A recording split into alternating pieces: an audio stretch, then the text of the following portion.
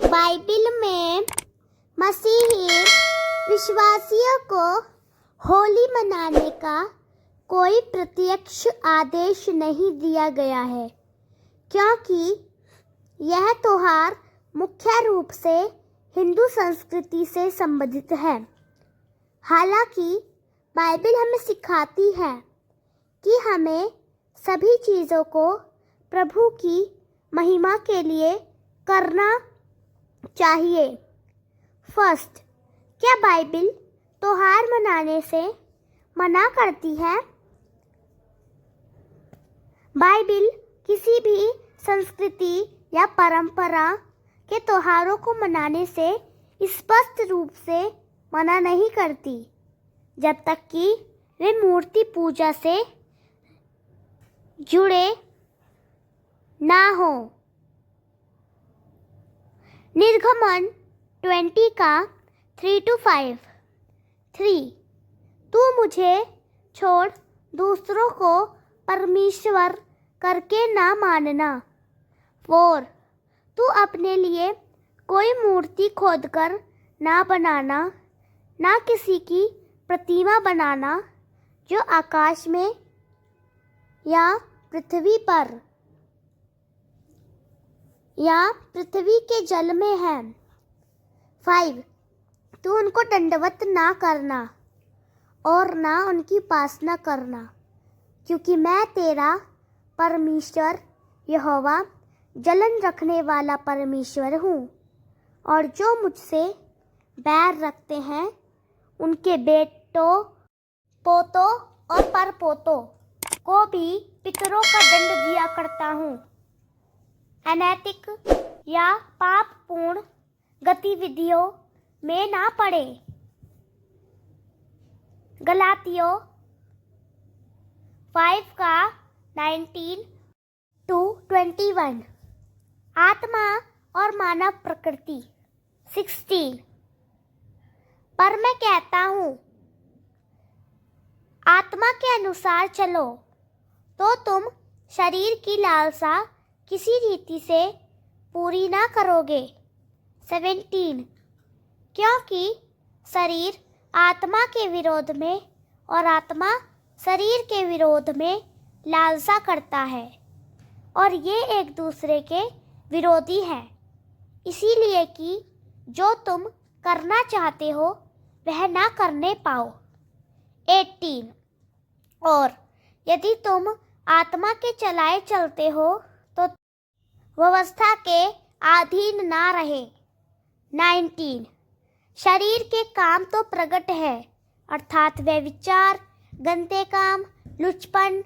20, मूर्ति पूजा, टोना, बैर, झगड़ा, ईर्ष्या, क्रोध, विरोध, फूट, विधर्म, ढा, मतवालापन, लीला कीड़ा और इनके जैसे और काम हैं।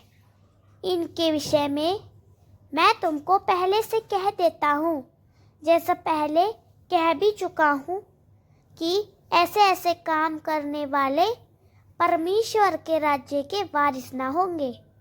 22, पर आत्मा का फल प्रेम, आनंद, शांति, धीरज और दया, भलाई, विश्वास, नम्रता और संयम है। ऐसे ऐसे कामों के विरोध में कोई व्यवस्था नहीं। 24, और जो मसीह यीशु के हैं उन्होंने शरीर को उसकी लालसाओं और अभिलाषाओं समेत क्रूस पर चढ़ा दिया है। 25, यदि हम आत्मा के द्वारा जीवित हैं तो आत्मा के अनुसार चले भी। 26, हम घमंडी होकर ना एक दूसरे को छेड़े और ना एक दूसरे से ढा करे, परमेश्वर की महिमा के खिलाफ ना हो। 1 कुरिन्थियों 10 का 31। सेकंड, होली के धार्मिक पक्ष पर विचार। होली का मूल हिंदू धार्मिक मान्यताओं से जुड़ा है, जिसमें होली का दहन और अन्य देवी देवताओं की पूजा शामिल है एक सच्चे मसीही विश्वासी को मूर्ति पूजा से बचना चाहिए।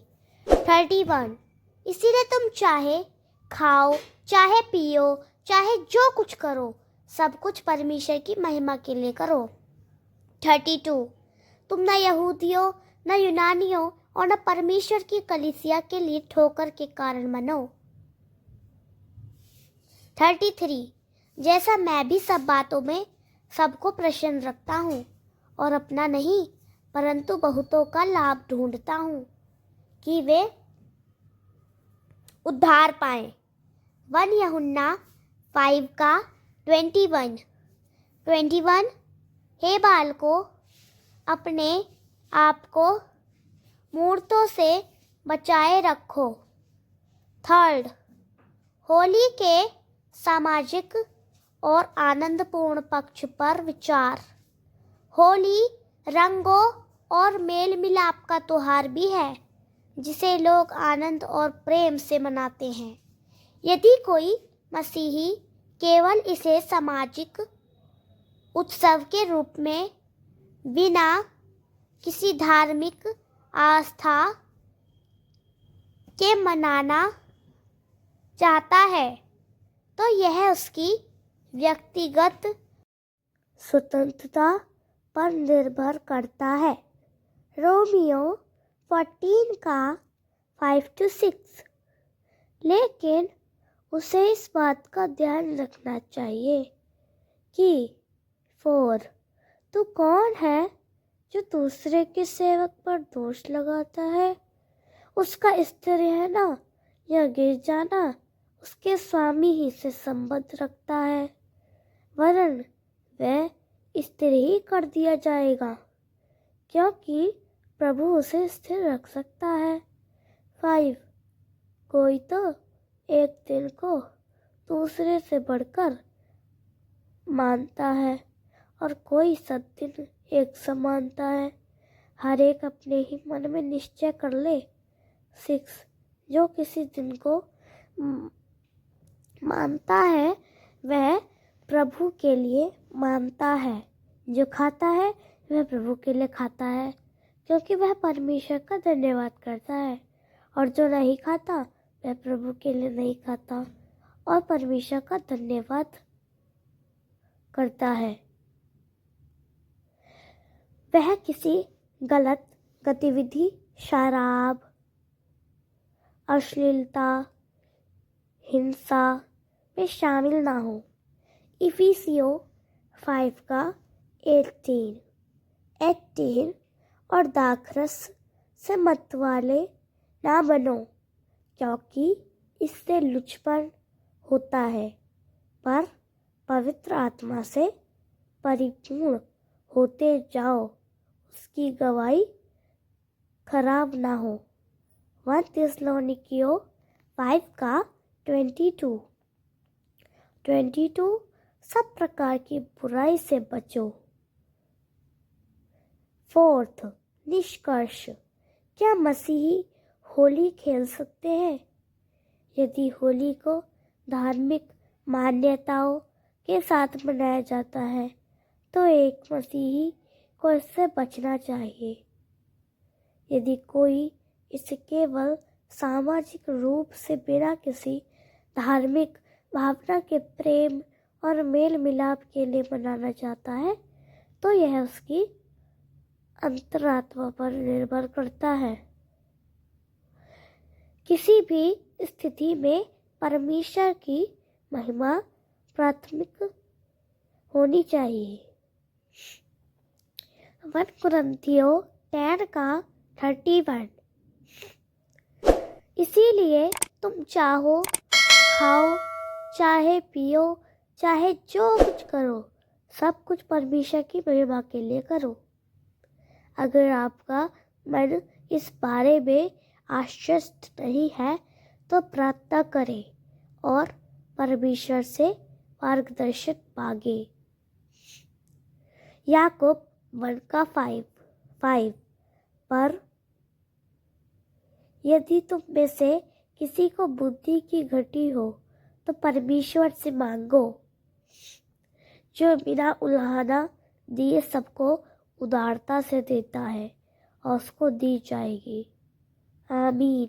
अगर आपको ये वीडियो पसंद आया हो तो आप इस वीडियो को लाइक करें और हमारे चैनल पवित्र यीशु 97 को सब्सक्राइब करें और कमेंट में प्रभु की महिमा के लिए आमीन या हालेलुया ज़रूर लिखें। Thank you.